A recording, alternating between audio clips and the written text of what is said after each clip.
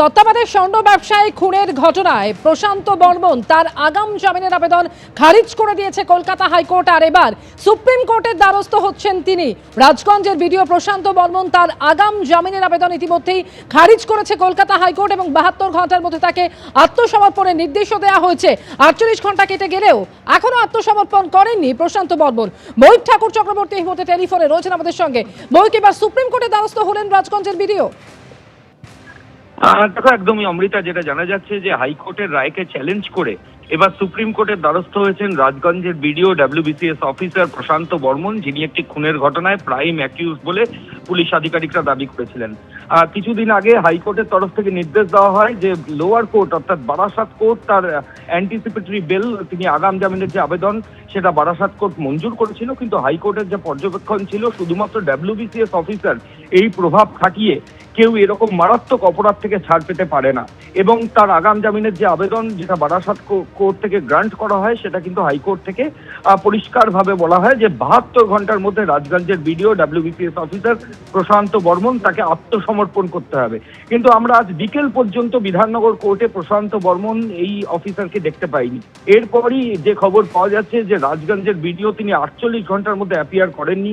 আগামীকাল 25শে ডিসেম্বর বড়দিন, ছুটির দিন, এরই মাঝে তিনি সুপ্রিম কোর্টে একটা SLP ফাইল করেছেন এবং এই SLP ফাইল করে তিনি বলছেন যে হাইকোর্টের যে নির্দিষ্ট রায় ছিল যে তার জামিন খারিজের ওপর, সেটা নিয়ে তিনি সুপ্রিম কোর্টের দ্বারস্থ হয়েছেন। সুপ্রিম কোর্টে কবে এটা শুনানি হবে সেটা এখনো পর্যন্ত নির্দিষ্ট হয়নি, তবে 72 ঘন্টার টাইম কলকাতা হাইকোর্টের তরফ থেকে দেওয়া হয়েছিল রাজগঞ্জের বিডিওকে। তিনি সেটাকে চ্যালেঞ্জ করে সুপ্রিম কোর্টে গেছে। ধন্যবাদ।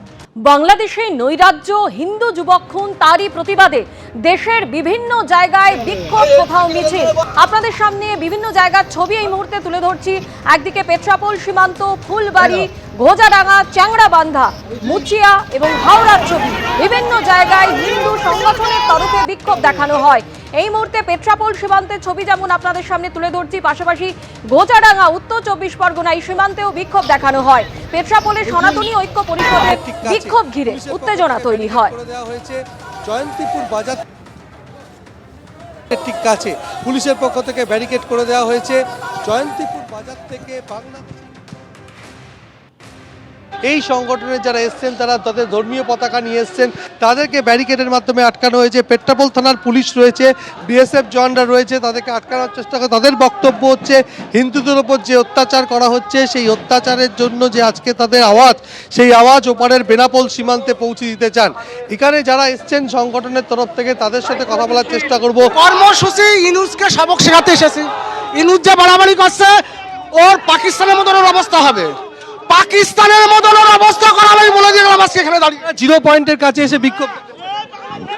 বাংলাদেশে হিন্দুদের প্রতি যে অত্যাচার হচ্ছে, দীপু দাসকে যেভাবে হত্যা করা হয়েছে তার প্রতিবাদে ইউনুসকে মেসেজ দিতে এসেছি। যে ময়মনসিংহতে দীপুচাঁদ দাস তাকে যেভাবে নৃশংসভাবে হত্যা করা হয়েছে এবং বাংলাদেশ জুড়ে যে হিন্দুদের উপর অত্যাচার হচ্ছে, সেই কারণে হিন্দুত্বের একাধিক সংগঠন সনাতনী ঐক্য পরিষদের ব্যানারে আজকে জয়ন্তীপুর বাজার থেকে মিছিল করে যশোর রোড ধরে এই মুহূর্তে 0 পয়েন্টে এসে তারা বিক্ষোভ দেখাচ্ছেন। প্রায় আধ ঘন্টারও বেশি সময় ধরে অতিবাহিত হয়ে গেছে, এই বিক্ষোভ কর্মসূচি চলছে। এবং দিব্যদুকের ছবিটা দেখাতে বলবো যে একেবারে যেখানে বিক্ষোভ চলছে গার্ডরেল দিয়ে বিক্ষোভকারীদেরকে আটকানো রয়েছে, কেননা যে কোনো সময় এই গার্ডরেল পেরিয়ে তারা 0 পয়েন্টের কাছে পেরিয়ে আসতে পারে। তারা যেহেতু একটা আন্তর্জাতিক সীমান্ত, সেখানে যাতে কোনো ধরনভাবে শান্তি বিঘ্নিত না হয় তার দিকে যেমন নজর রয়েছে। পেট্রাপোল থানার পুলিশ রয়েছে, তার পাশাপাশি BSF জওয়ানদেরকে মজুদ রাখা হয়েছে, কোনো ধরনের অপ্রীতিকর ঘটনা যাতে না ঘটে।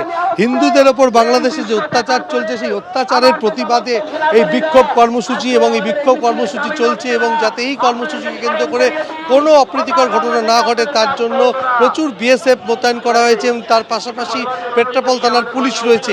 এবং যেটা বিজেপির পক্ষ থেকে অশোক কীর্তনিয়া বনগাঁ উত্তরে বিজেপি বিধায়ক বলছে যে যতক্ষণ এই অবরোধ চলবে সীমান্ত বাণিজ্য বন্ধ থাকবে।